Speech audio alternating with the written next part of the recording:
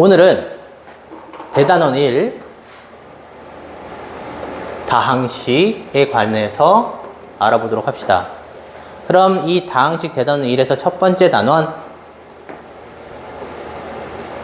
다항식의 연산에 대해서 확인을 하는데, 우리가 얘기하는 이 연산이라는 것은 중학교, 초등학교 때 배웠던 사칙 연산, 더하기 빼기 곱하기 나누기를 얘기해요. 그러면 이 더하기 빼기 곱하기 나누기를 배우는데, 이 중에서도 첫 번째 덧셈과 뺄셈에 대해서 먼저 하도록 합시다.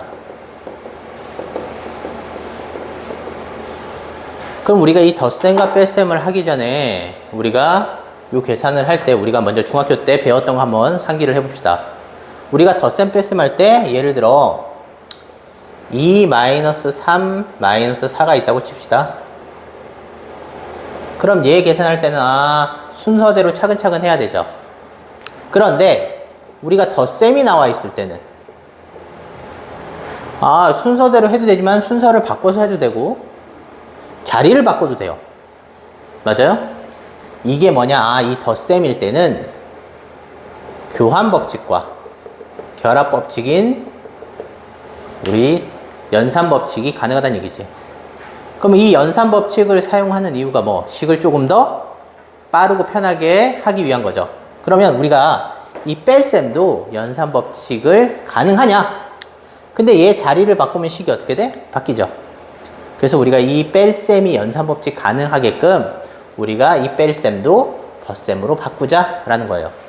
그럼 어떻게 이 뺄셈을 덧셈으로 바꾸냐?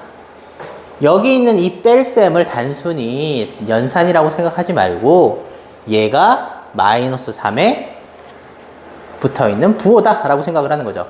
그럼 얘는 2와 -3과 -4의 무슨 계산?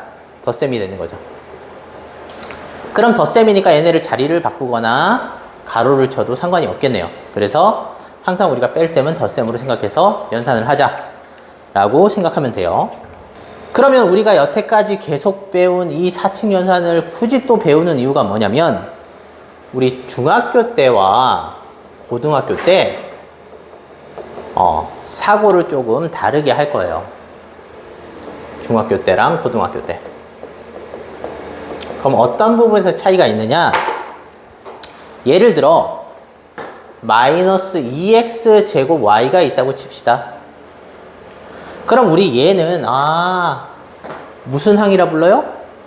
얘를 x제곱 y항이라 불렀죠. 그지? 그러면서 얘는 몇 차? 차수가 하는데 이 차수라는 건 문자가 곱해진 거죠?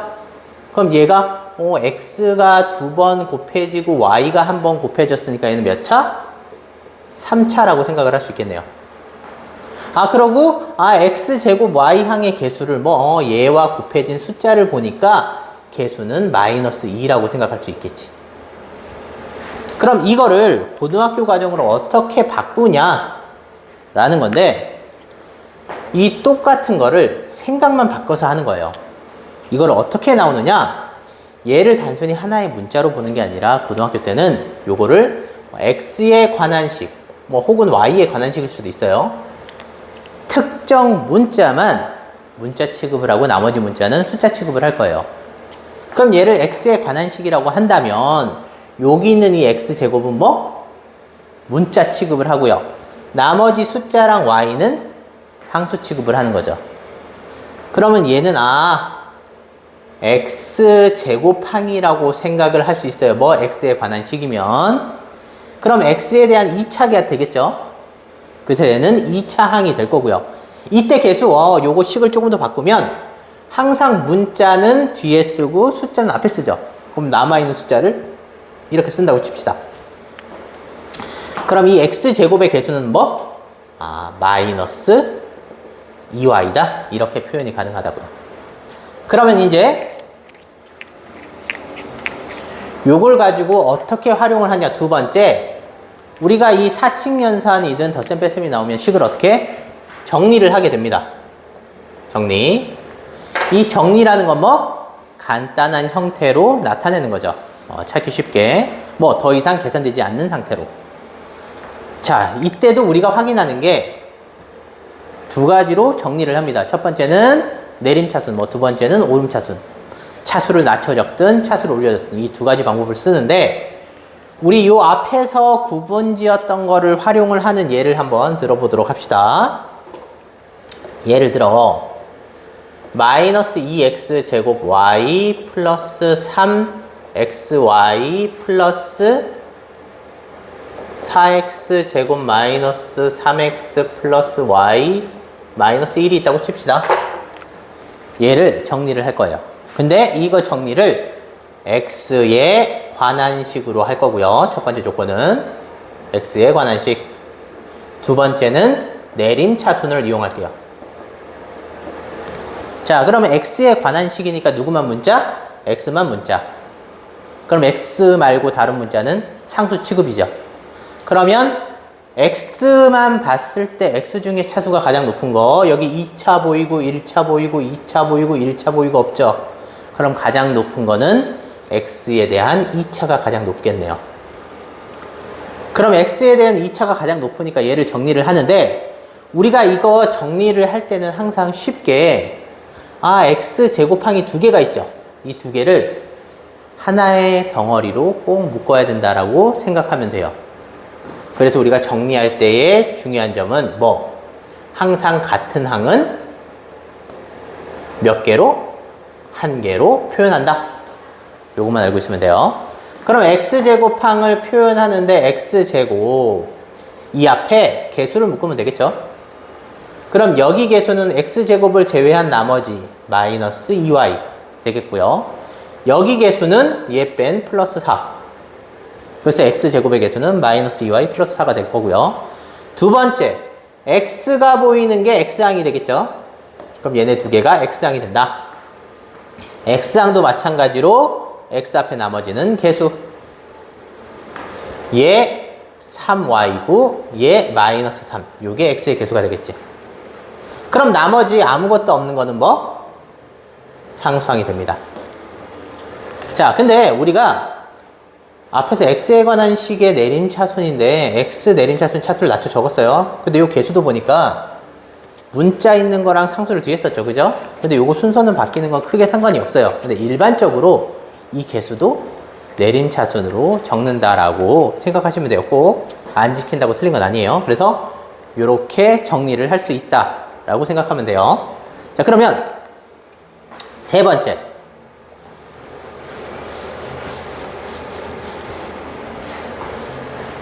세 번째는 뭐 하냐? 이제 정리를 했으면 시계값 문제가 나옵니다. 이 시계값 문제는 뭐냐면 말 그대로 어떤 식의 값을 나타내란 얘기예요. 우리가 요거를 중1 때 배웠는데 예를 들어 x가 마이너스 2가 있어. 그런데 마이너스 2x 플러스 3의 값을 구하래. 그러면 요거는 x가 들어간 식이니까 요거의 값을 구하려면 여기서 문제가 되는 게 누구야? x. 그럼 이 x가 없어져 주면 되겠네요. 근데 함부로 없애는 게 아니라 x 대신에 다른 걸 집어넣을 거예요. 근데 아무거나 집어넣으면 안 되겠죠? 당연히 같은 걸 집어넣어야 되니까 x랑 같은 애를 찾아보는 거지. 근데 앞에 조건이 주어졌네. x가 마이너스 2랑 같대. 그래서 요거 항상 대입할 때는 어떻게 하냐? 계산 실수를 하지 않기 위해서는 요거 없어져야 되는 걸 가로치고 집어넣는다고 생각하면 돼요. 그래야 부호 실수를 안 해요. 그러면 예를 들어 x 대신에 갈아 낄 수 있는 게 마이너스 2가 있으니까 이렇게 갈아 낀다는 얘기죠. 그럼 당연히 얘는 4 플러스 3이니까 7이 되겠지. 그럼 중학교 1학년 때 배운 요게 어떻게 하냐? 우리 단순히 요거를 값만 나타내는 게 아니라 우리 고등학교 때는 특정 문자로 나타내어라 이런 식으로 나와요. 예를 들어 마이너스 2x 마이너스 3y 플러스 3이 있어. 요 식이 주어졌는데 얘를 A와 B에 관한 식으로 나타내어라. 관한 식으로 나타내어라. 이렇게 표현이 됩니다. 그럼 당연히 A, B만 나타내야 되는데 필요 없는 X, Y 문자가 있죠. 그지? 그래서 이 X, Y가 필요 없으니까 얘네 대신에 갈아 낄 게 어떻게 되겠어? 얘처럼 조건으로 주어져야 돼요. 그럼 이 조건도 한번 예를 들어 볼게. X 값이 뭐 마이너스 2A 플러스 3이고 Y 값은 A 마이너스 2B라고 합시다. 그럼 당연히 요것도 뭐 마이너스 2배의 X 대신에 이렇게 갈아 끼고 Y도 대신에 갈아 끼면 계산이 되겠죠. 그리고 차근차근 계산하면 됩니다. 그럼 이렇게만 나타내면 이것도 중학교 때 범직해요. 그럼 고등학교 때는 이걸 얼마나 더 나타내냐면 이 식을 복잡하게 하는 거죠. 이 식. 여기 조건도 복잡하게 하고요. 그 다음 주어진 식도 복잡하게 해. 그럼 예를 들어 어떻게 복잡하게 하냐. 얘를 마이너스 2배의 뭐 x 마이너스 3y 플러스 3의 2의 x 마이너스 y 플러스 2y 마이너스 3 뭐 이런 식으로 복잡하게 갑니다. 그 다음에 구하는 것만 복잡하게 하냐? 얘도 복잡하게 하겠죠. 어떻게? 뭐 2x 마이너스 y가 뭐 마이너스 2a 플러스 3 뭐 x 플러스 2y가 마이너스 2배의 a 마이너스 3b 뭐 플러스 3 이런 식으로 복잡하게 합니다.